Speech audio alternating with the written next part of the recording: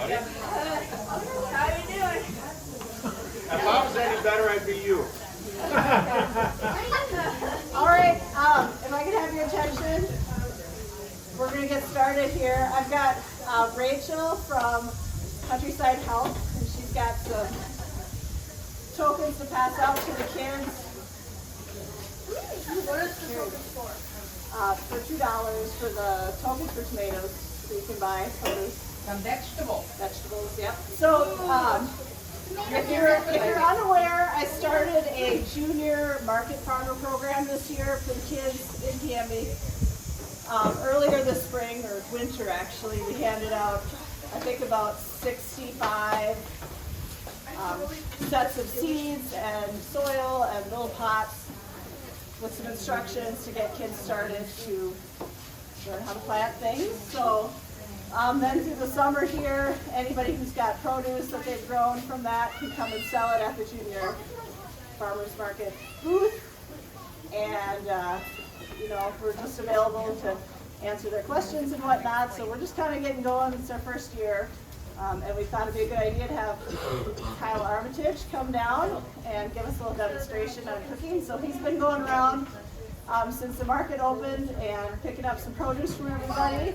So just about everything that he has today, I think, is from our local market vendors. So I'm going to let Kyle take it away here in just a second. Absolutely. Yeah, absolutely. Hey, everybody, welcome. The last demo I went to, I said you don't have to raise your hands to ask a question. So if you need to, you could just kind of shout it out. That's absolutely fine.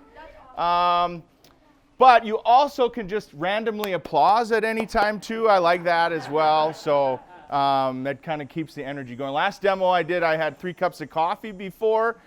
So today's only 1, so you might get like level 1 Kyle versus level 3 Kyle. So Elise and I kind of started discussing this opportunity in December, right in the middle of growing season. No growing, but like trying to figure out if I could come down and do something, obviously so the kids have an opportunity to taste, see where that product comes from, the love that they've put into it, and now take it and eat it, hopefully. I know as kids, right, it might not be the, cotton candy's probably a little better than, see. A little better than maybe corn, but we're going to give it a shot today anyway. As Elise said, I grew up in Canby. My mom and dad, Lance and Doris Armitage. Dad still farms out kind of by the Burr-Gary corner there, so I don't get home as much as I used to. I love to come down and still hunt. So you'll see me, if you see me in the fall, I usually have orange on, not white, so you'll usually see me then. But yeah, I want to thank them for the opportunity to come down and spend a little bit of time in Canby in the summertime, so it's been great. I am a culinary arts instructor, so I teach now. I started out after high school. I said, you know what, I want to be a chef. That's what I wanted to do. So I went to culinary school at North Dakota State College of Science in Wahpeton, North Dakota, and that was a really great opportunity for me. I was a student athlete while I was there, which was really fun. But what that did for me was really teach me those fundamentals that I took into the industry. So I went out after I graduated and worked in the industry for several years at a corporate resort and a few different restaurants. And then I started teaching. I got the phone call that said, hey, we have a position open. I'd love for you to apply for it. I think you'd be a good teacher. And I thought, boy, they don't know me very well. But I applied and ended up getting it. I thought it would be a great retirement job after I had worked forever. I was 23, so I started a little earlier than I had first expected. So I've been there. This will be my 19th year teaching, and that's even weird to say. I've worked someplace for 19 years, which is great. So everybody's wondering what I'm making, right? Any guesses? Hot dish. No. So Stir fry. it could be. It could be. It's not stir fry. So here's the deal. When Elise and I were kind of brainstorming this, we thought, what if we let the kids go around to the booths and just pick random stuff, and then I had to make something with it. And then we started to think about eggplant and pickles and cake pops together, and maybe now, or soap mixed in there. Maybe that wouldn't quite be the right thing. So, yeah, as Elise said, what I did was go around to as many booths as I could and buy something and try to make it. Try to make a couple of dishes with it. Now, I love summer. I love vegetables. I love to garden. So this for me isn't the toughest task, but I really didn't have any idea what I was gonna make until about an hour ago, after I had done it. So we're gonna do 3 dishes today, or attempt to do 3 dishes, because they're not done yet. So we'll see what happens here. I'm gonna do one cold dish, and it's a dish called Panzanella. And Panzanella is this really cool Italian bread salad. So what we're going to do is kind of make croutons in a pan, and then we'll make, it's kind of diced tomatoes on this crunchy bread with a little bit of vinaigrette on there. So it sounds really, really fancy, but it's kind of this traditional Italian dish where they take this day-old crusty bread and this beautiful tomatoes, which we have today, and toss those together. So that'll be a cold dish that I'll make. Then on the end here, I'm doing a Mexican dish called Calabacitas. And Calabacitas is essentially like creamy, cheesy corn. So who doesn't like that, right? Cheesy corn. But we're gonna throw a little bacon in there because it's always better with bacon. Anything else, right? You could put bacon on almost anything, and it would end up being really good. So the deal with Calabacitas, it also has a little bit of zucchini in there, so it's a good way to sneak in vegetables with your kids under cheese and corn, which is always like the perfect camouflage for vegetables.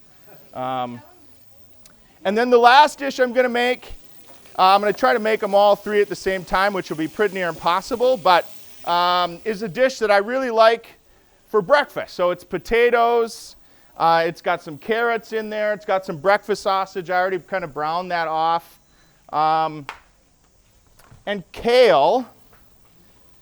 So what I've done is kind of chopped all of the things and cooked off the sausage. So that one comes together pretty quickly. So we'll kind of work on that one. The potatoes take a little bit to get going as we go. So.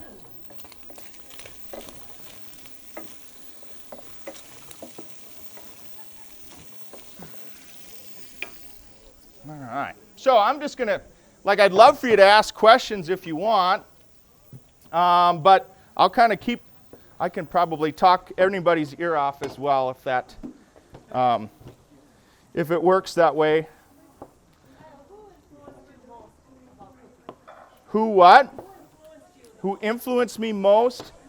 You know, I think it's kind of been this strategic thing as you go along, right? So my grandma would come to her house, and I would do a lot of baking cookies with her, and I think that kind of started there. Going to Canby High School, everybody knew who Judy Dillon was, right? Our FACS teacher. So she was a huge influence on me, really encouraged me to kind of go forward with that. I worked at PK's restaurant. That was the first place I ever worked.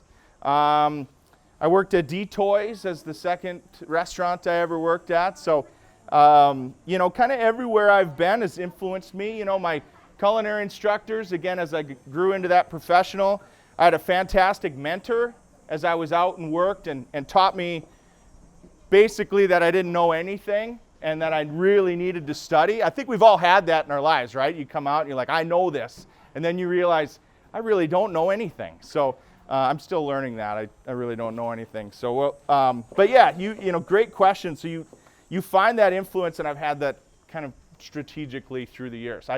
I'm working with a new coworker, and challenges me every day. So it's kind of that thing that you run into, which is good. I love to be challenged along the way.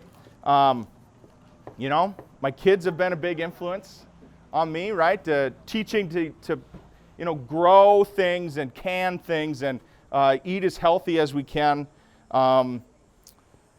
with the willingness to be able to do it, right? And them be excited about it. It's funny to see a dish that we've eaten many times, and now they used to say, "Dad, can I just have toast?" You know?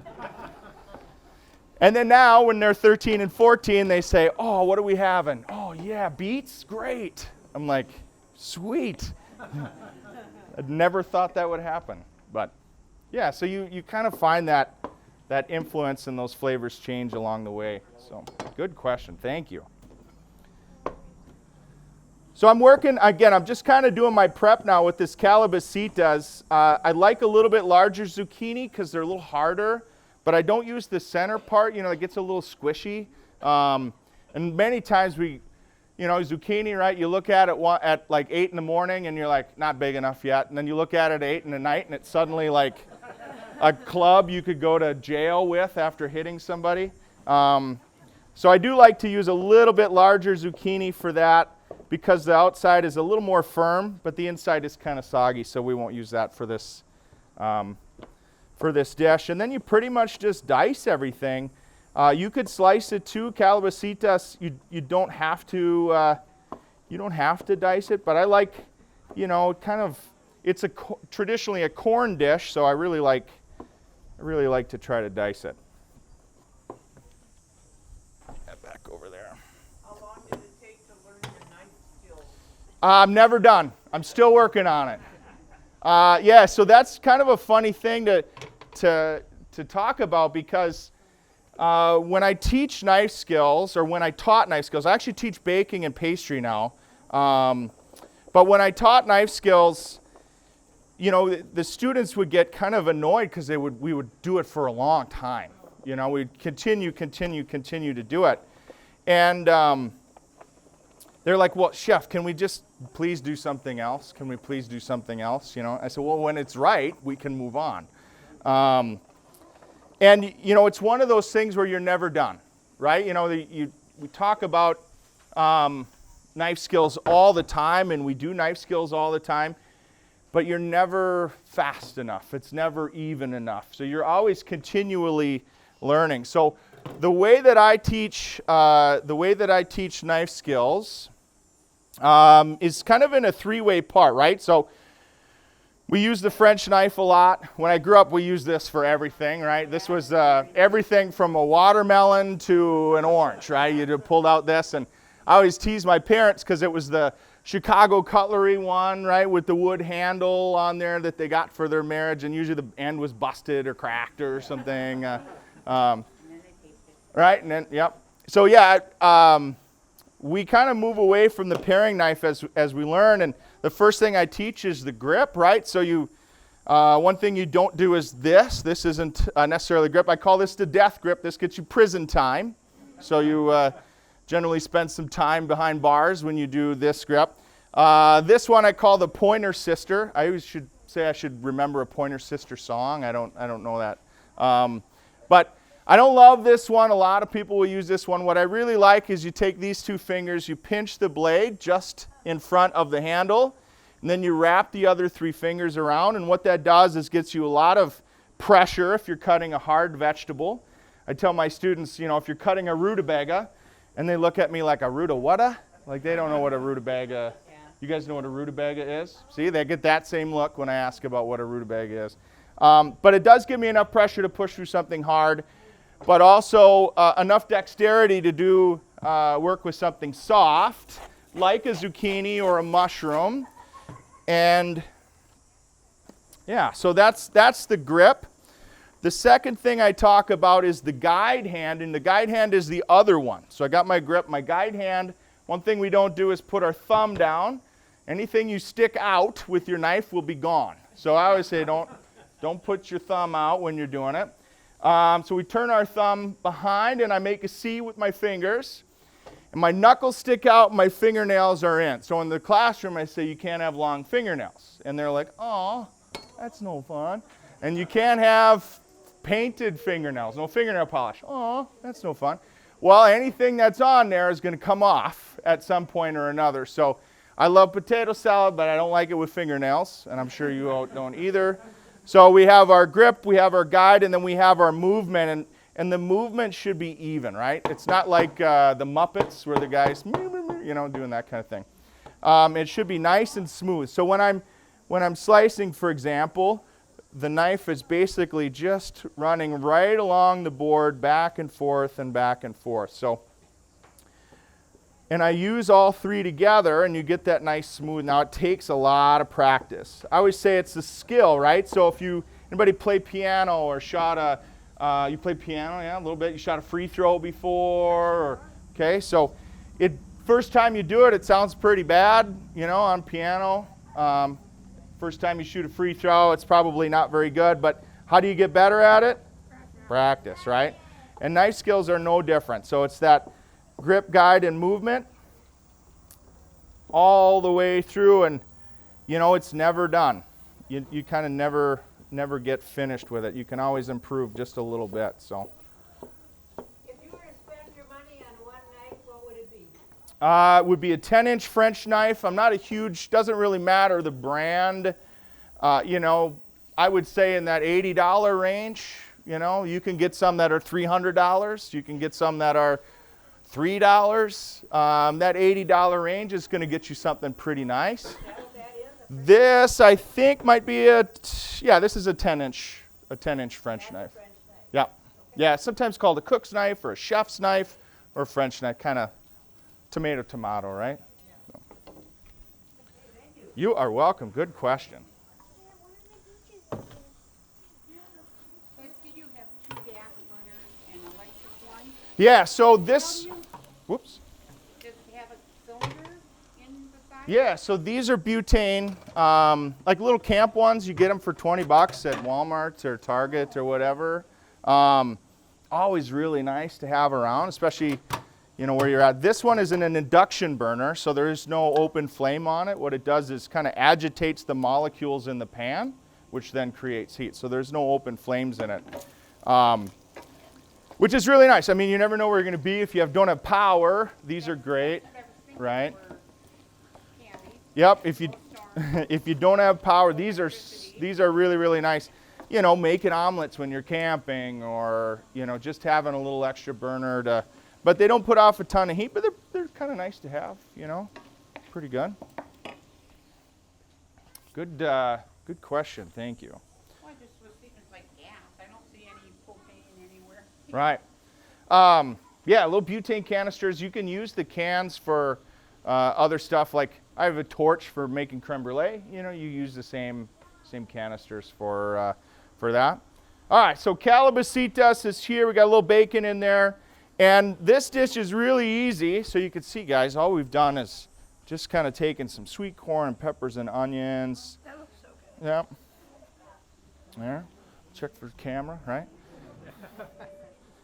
So just kind of diced everything up a little bit. I sliced my red onions because I'm using them in all the dishes today. So I might as well cut them all one way so I don't have to keep doing it. So really simple dish. We're going to add a little cream in here, or a little half and half, so who doesn't like that? Half and half bacon and cheese, forget about it, right? You can pretty much just call her a day after that. Watch a movie, go to bed. Can you use extra virgin olive oil? I do, yeah. I don't saute a whole lot. I have some butter here, and butter's kind of expensive. Olive oil's kind of expensive.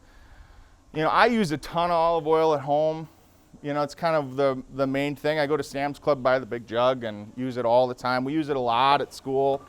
I prefer real butter, absolutely. Yep. No way around it. We, at home, I saute a lot with olive oil, but we eat regular butter on everything. So, yeah, see, round of applause for everybody clap for regular butter. There we go. I like salted just because, I don't bake that much, and you traditionally see, there's not a whole huge amount of variance between salted and unsalted, even when you bake with it. So if I bought unsalted butter and I told my kids go to the freezer and grab some butter, they would grab the wrong one. 50% chance they'd grab it wrong every time. So I don't know how that works. So we generally just buy the one style. Can you talk a little bit about local food? Absolutely, yeah. So, you know, one of the great opportunities in Minnesota right now is the number of farmers markets. On the way down here today, I live in Breckenridge, Minnesota, so a couple hours north. I saw 5 signs for farmers markets on the way down here, not to mention the number of sweet corn stands that are here. So the farmers market, or the opportunity to use local product, is almost like, why aren't you? Why, like, there's so many opportunities for that. You know, the idea of going to the grocery store and the convenience and that part is great, but the idea behind local, right, is that we know the people who raised it. We know the time and energy that went into it. And I try to buy local as much as I can. I do buy a lot of, like, local meats and that kind of stuff for specifically in our program. When this last year we connected at a farmer's market, we connected with a lamb farmer. So in our class, we actually broke down 2 whole lambs in class. We go to a local butcher shop and we show our students the slaughtering process, and we actually buy our meat and much of our beef and bones from this local place, and they are just servicing local farmers around. It's like going up the street to the meat markets, exactly like that. So again, the idea that we really push with the students is kind of a business side of it, right? Is care for your product, right? When we're putting food out to guests, or when you guys are making food for your families, or your parents are making food for you, the idea, right, is we want some care, we want some love in it. So when we talk with our students, it's about care for that product, right? You want to put good food on a plate, you want to give it to your customers, and you want them to like it. But if you don't do your job and care for that product, then it's the people who help to get you that product, and then it's the people who grew that product. All of the energy that went into it is gone, right? We throw it in the garbage as a chef, and we ruined. There's this whole system that we just disregarded. So the idea really of supporting local is great. And if they taste better, right? Tomato in February in Minnesota, forget about it, right? And a tomato, what day is it today? August 15th or something? 12th, thank you. Awesome, right? Fantastic. I had tomato toast for breakfast this morning, right? Tomatoes right out of my garden. So it's really just impossible to beat.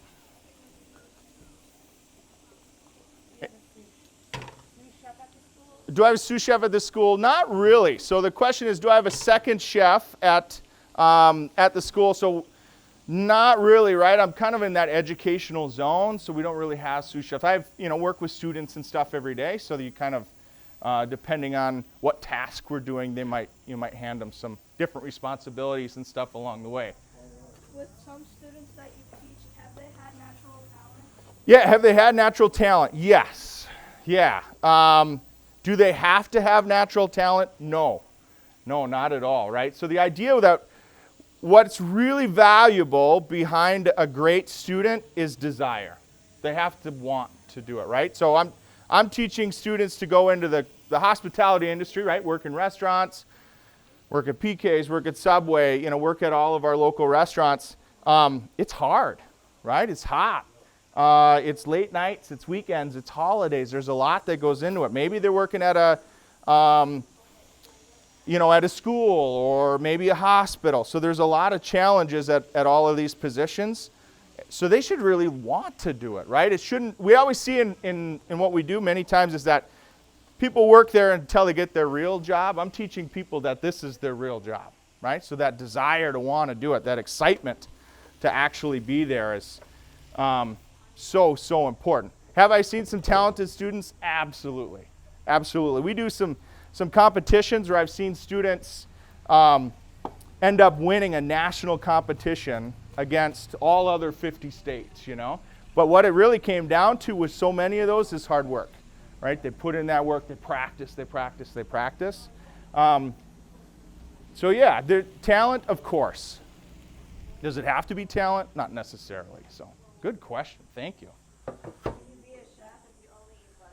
Can you be a chef if you only eat buttered noodles? We'll see. I have not met one yet that only eats buttered noodles, but that might be a restaurant idea there, and you could just drop your kids off all day long and they could just be in heaven. My kids started eating buttered noodles and now they eat beets, so there is hope somewhere. There is hope in there somewhere. What have you been putting in? Yeah, so Calabacitas, right, was carrots, zucchini, onions, bacon, garlic in here. Is that what you've just been putting in as garlic? This one here, yeah, in here is garlic. So I just minced a little garlic earlier. You put the garlic in last? I put it in on this dish, it doesn't get very hot. So the risk with garlic is, you know, you put the garlic in last, usually when you're sauteing. It's so high in sugar that it burns. This dish doesn't get real hot when you cook it. You're not looking for a ton of color on there. So the garlic can go in and cook with it. So you don't have to worry as much about it actually burning. So. What were the herbs you put in the middle one? So this one, right, this is that breakfast dish. So it's got potatoes, carrots, salt and pepper, green onions, or a little chive actually that I bought at that stand back there, and a little red onion so far. So this one doesn't have a ton of herbs. We're going to put a little bit more basil in here. And generally any fresh herbs I'm going towards the end because they have a tendency they'll start out very bright in flavor, and the longer you cook them, they get a little darker, a little more muddled. So I usually add those a little bit later. Yeah, I'll do my best to remember what the heck I did. So the question is, can you share recipes? Sure. I will do my best to remember what I did and then write it down. If you give me a beer, I'll get you the recipe a little fat. No, I'm just kidding.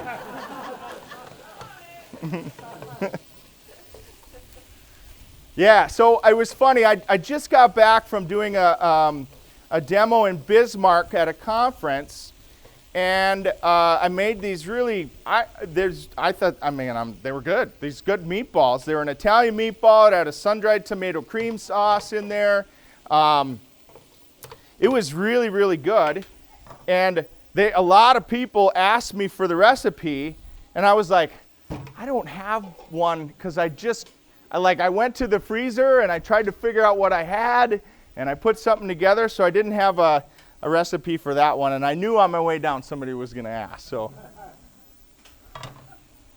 and I thought I'd bribe with beer, but I still didn't. No, I'm just kidding. All right, so this dish here, this is the Panzanella, or the Italian tomato salad. So I have this crusty bread, and we're just going to make some croutons out of it. I got olive oil in a pan. And all you really do is just get these breadcrumbs coated, or these bread chunks coated, and you try to get a little bit of color on them by really just watching. I'm going to put a little garlic salt in here, but you don't have to. You don't have to have garlic salt. You can use just salt and pepper. We're just going to get a little color on there.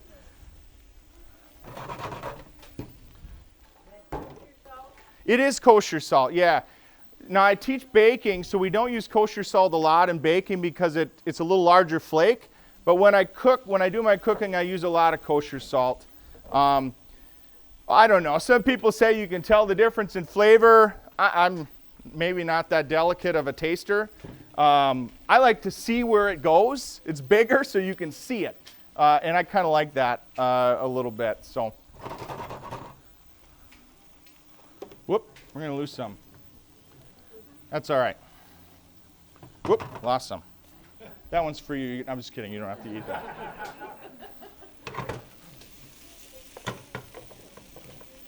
All right, so we are getting really close with both of these dishes. The salad may take just a little bit longer.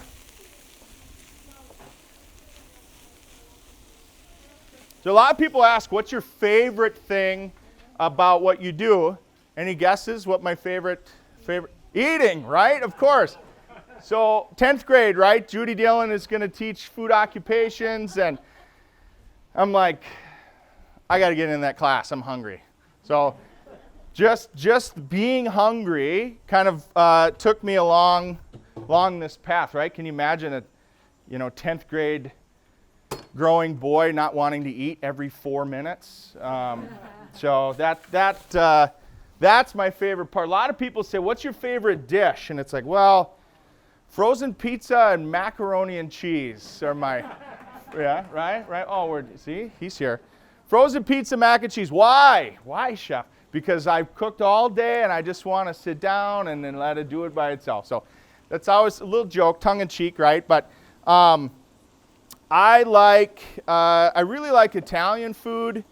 So I kind of lean towards that. Just depends, right? Seasonal. We talk a little bit about seasonal, right? Summertime, it's tomatoes, it's vegetables, it's carrots right out of the garden. There's nothing better than those.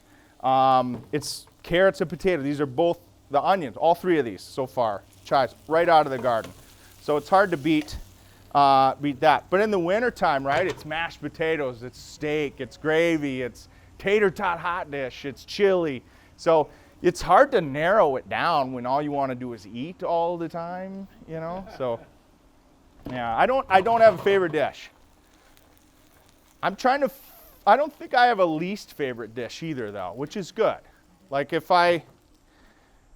I'm always bugged by food that I don't like. It's kind of one of those things, like if there's a food that I don't care for, it bugs me, so I have to eat it a lot in order to do it. That's kind of weird, but anybody else do that? No? A little bit? Like I used to hate olives, so I ate a ton of olives just to teach myself to like it. Now I really like olives. Blue cheese, same thing. It's like, it tastes like feet. No, it tastes beautiful. It tastes amazing. A little bit of the honey from the honey stand on blue cheese that offsets itself really, really well. It's a great way to enjoy honey.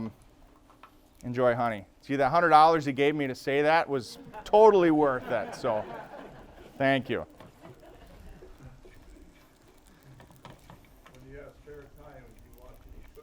Do I watch cooking shows? So I do. I grew up on PBS, right? So I grew up in rural Minnesota, right down the road. We didn't have any TV, and then once we got it, they scrambled it, so then we couldn't watch that either. And I grew up on PBS, so the Frugal Gourmet was really kind of big. And then I kind of continued on with that. I don't have TV. Like, we cut the cable like 8 years ago, so I don't have cable.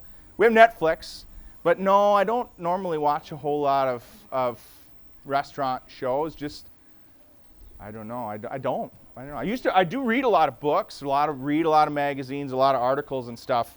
But as far as TV goes, it's usually not something I go to for some reason. And I love TV, but I don't really watch food shows. Unless it's on PBS and I'm making food, because I do cook a lot at home. All right, so we're Calabacitas. The vegetables are 3/4 done. We're going to add a little, I got half and half here. You can use a little heavy cream if you want.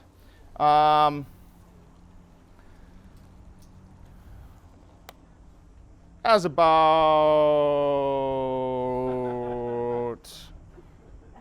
2 cups.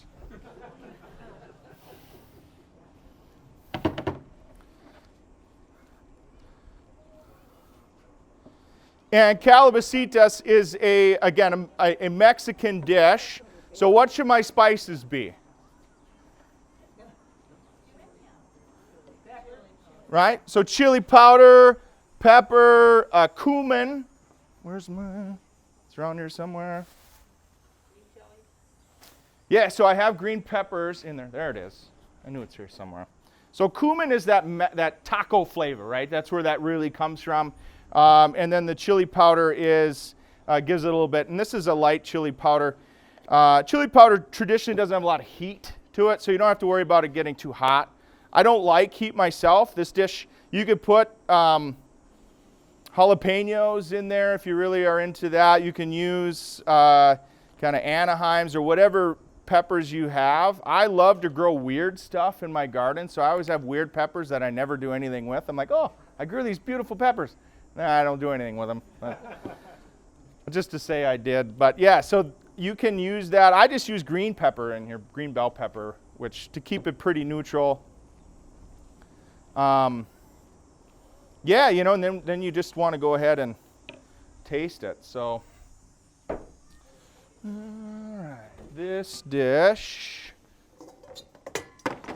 my croutons are done. So all they've done is just big chunks of bread. I've gotten a little bit of color on them. They're just seasoned with a little salt and pepper, and until they get a little golden brown. You can do them in the oven too, but the bread you choose is really important. You want something really crunchy for this because you're going to toss it with a vinaigrette, and yeah, you want something with a little extra oil because when the dressing goes on there, you're thinking, well, it's just wet bread. It's not just wet bread, right? It's that oil on there is going to kind of protect it from the vinaigrette a little bit and give it time to kind of soak in. So that was kind of the really... So what kind of bread would you get?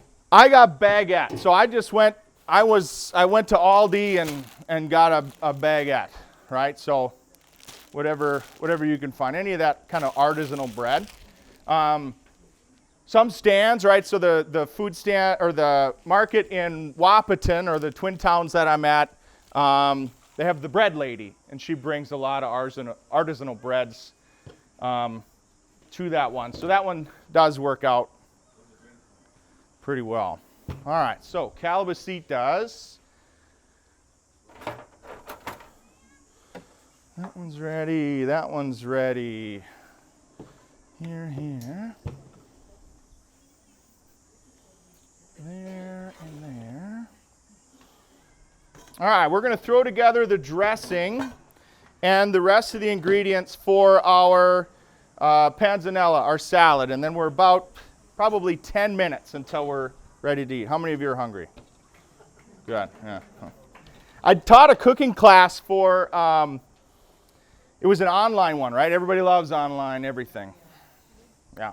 I taught a cooking class for a fundraiser in our local town, and I did it online. So we got food kits. Everybody went to the grocery store and bought these kits, and it was kind of like a paint by numbers, but a cook by Kyle at home, you know, and we did it online. It was so fun. We did a tour through Italy. So we did 4 different dishes, 4 Italian dishes, and everybody kind of made it on their own. So it was really, really kind of fun that way. So we're going to do a little balsamic vinegar in here. And again, making a vinaigrette, you can't have a vinaigrette without vinegar or some type of acid. We have this beautiful honey found just right over here. That extra 100 he gave me to say it the second time worked out really well. So little sweetness to this. We're going to put in a little bit of fresh minced garlic in here. You know, any Italian food, you want to make sure that the people around you are eating it too. So they have the opportunity to enjoy what's there. A little pepper.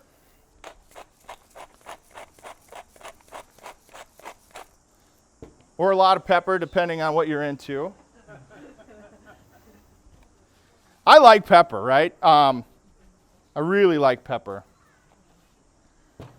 And then we're going to take a little olive oil. Shane, you want to come up here for just a second for me, please? I'm going to have you hold this bowl. Let's give her a round of applause, please. Yeah, there we go. Okay. You're like, don't embarrass me. Okay, so you can just hold it on the table. That's fine. And then making a vinaigrette, right? We need a nice olive oil for an Italian dish. And a vinaigrette's going to come apart on you, and that's okay. That's not going to be a big deal.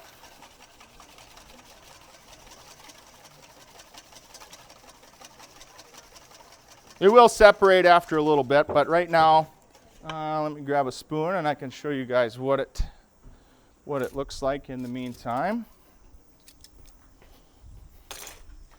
So it does thicken up a little bit as you stir it. Perfect, thank you. Needs a hair more. Honey, found directly over here. No, I'm just kidding.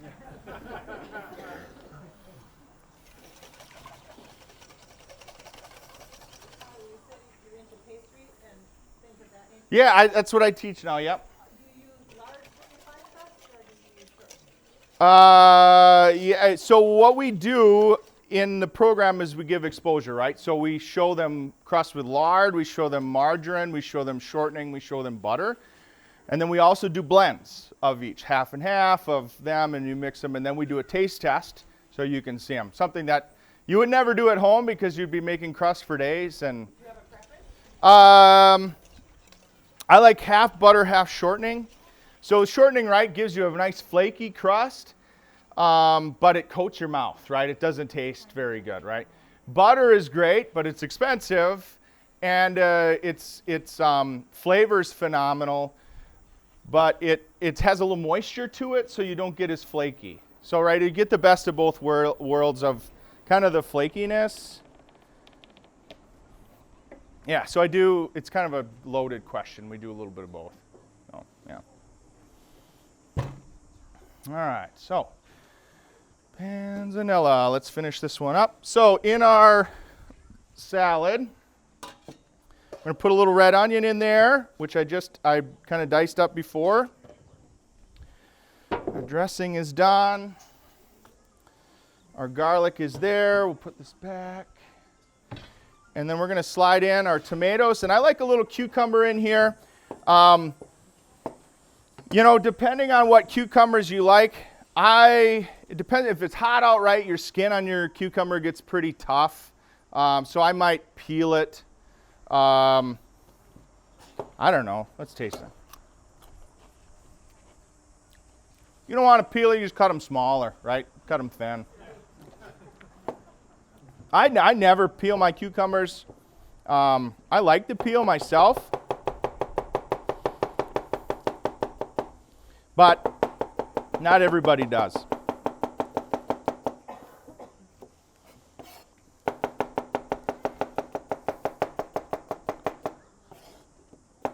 You guys are saying, I thought he just talked about grip guide and movement. That ain't the same thing he just showed us, but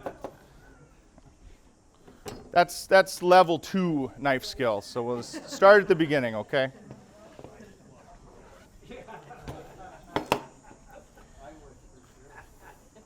So the cool thing about this dish, or all of these dishes, we call them rustic. And in the industry, we call it rustic when it's ugly, right? It has this fancy word. It's rustic. If your pie doesn't come out right, you know, you make that apple pie and you're like, that's ugly. Nope, that's rustic.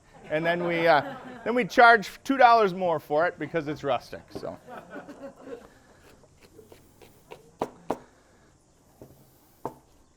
Little red pepper here. And then this dish really is with tomatoes, and you want a tomato with some juice. So generally your aromas, right, are great for canning because they're a little drier. I like a beefsteak tomato for this, or a Celebrity, or something that's got a little bit more juice to it. And again, you can make it rustic. Just a couple of run-throughs to get where we want to go.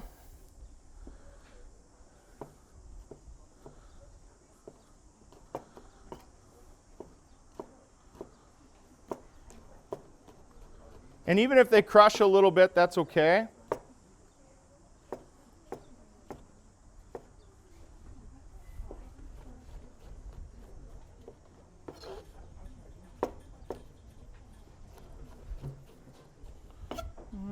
We'll do one more, right? Never enough tomatoes in the summertime.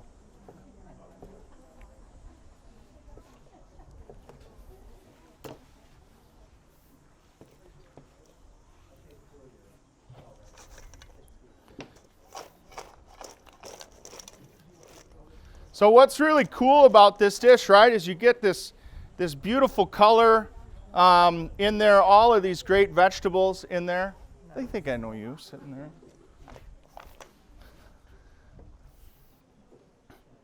And then you can toss it with your vinaigrette right at the end and give it a little bit of seasoning along the way. So.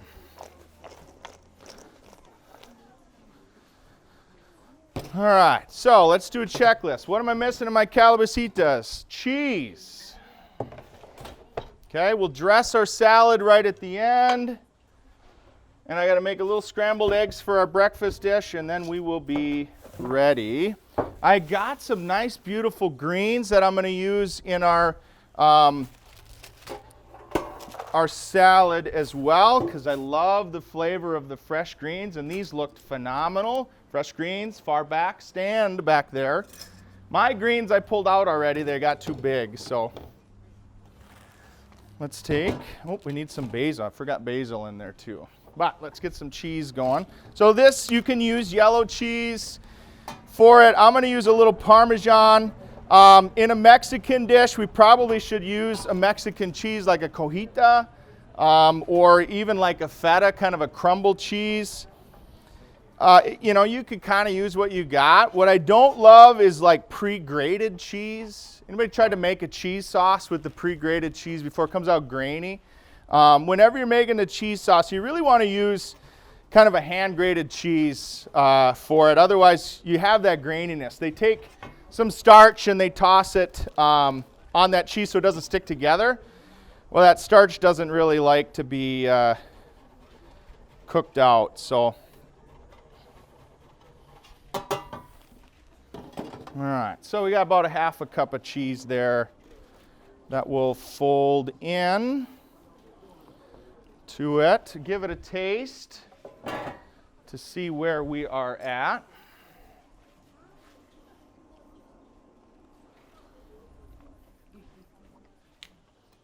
Tastes good to me. You don't like it? There's some honey right over there that you can buy for. All right, that one's good. Let's make a little scrambled egg for this one.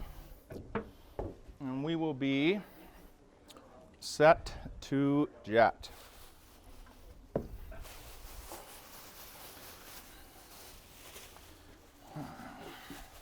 I'm going to dress this up a little bit.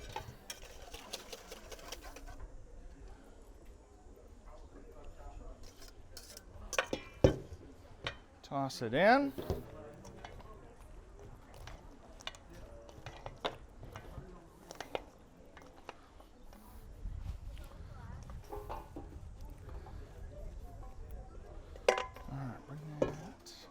Over here, we'll get our tasting area ready for you.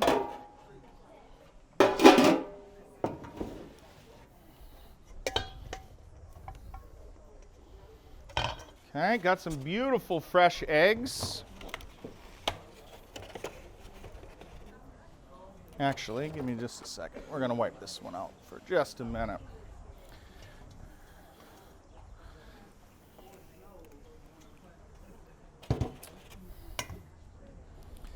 Some people were teasing me about how much stuff I had when I got here, but I used about half of it, so I figured I'm doing okay. So.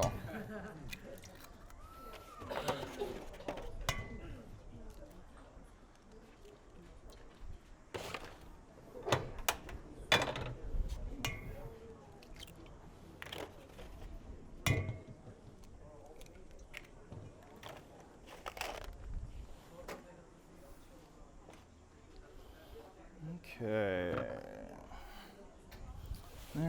There. Almost ready.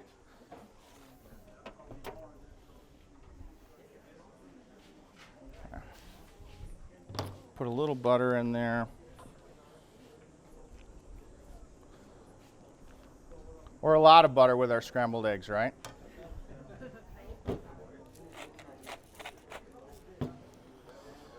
Half and half in there.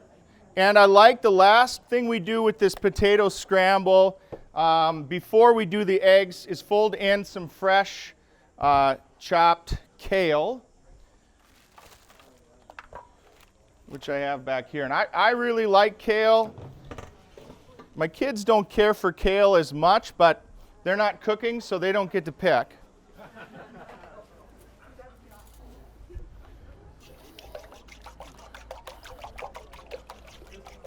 Cool part about this breakfast dish, is you can really make it up, the potato part, the kale part, ahead of time, and then just heat it up, put some fresh scrambled eggs over the top, and it really turns out nice that way.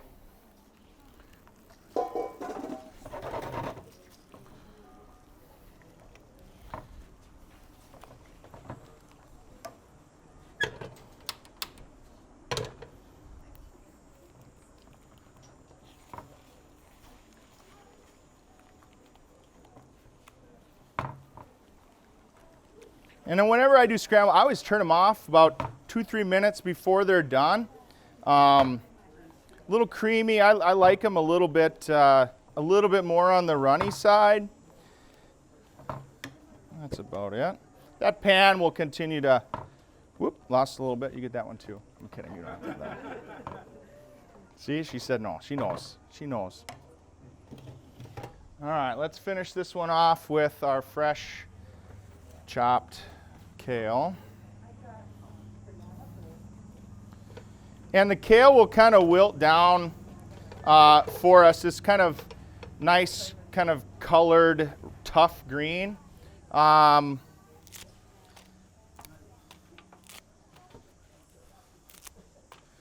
we can even tear a little bit more to throw in there.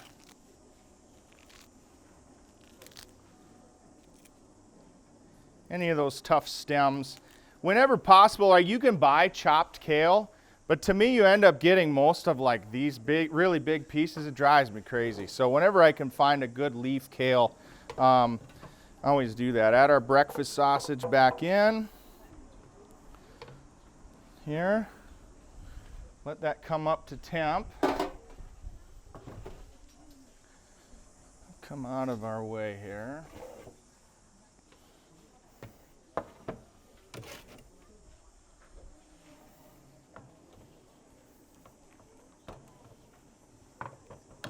Just a hair more.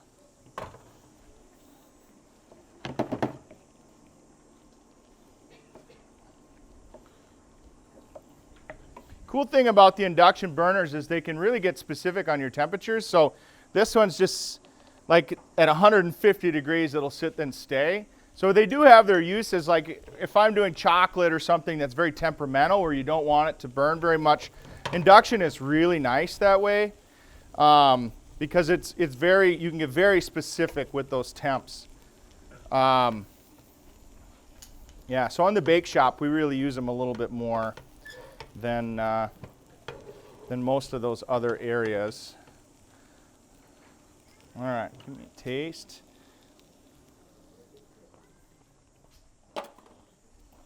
My carrots have a little crunch, yep. That's okay. They're not raw by any means. Salt and pepper's good. I always try to taste right before we serve, right? Bring that temp back up. This one's done now.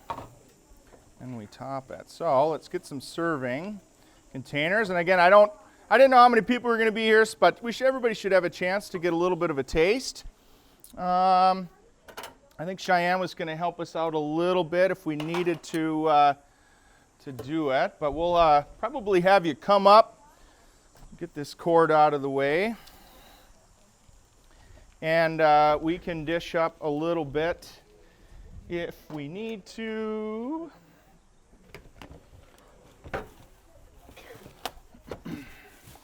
All right, so kids, if you want to come up, we'll have the little kids come up first. We're kind of targeting them along the way. Move that out of the way. Yeah. Okay. Calabacitas, Cheyenne, we want to come up and maybe just make sure if they need some help dishing up. That would be great. Thank you. Then the last thing I do with this dish, basically kind of just put our scramble in there and fold it in just a little bit so that you get these beautiful vegetables, the nice yellow of your egg in there, and then it's all set up. Come right behind you. So, beautiful. All right, so Panzanella salad, Calabacitas, which is our corn dish, and a potato hash, potato kale saute. It's kind of what I like to call it. So come on up and enjoy. I'll stick around, talk to you guys, whatever you want to learn. So is there anything else I could say? So thanks, Elise. I really appreciate it. Thanks, everybody.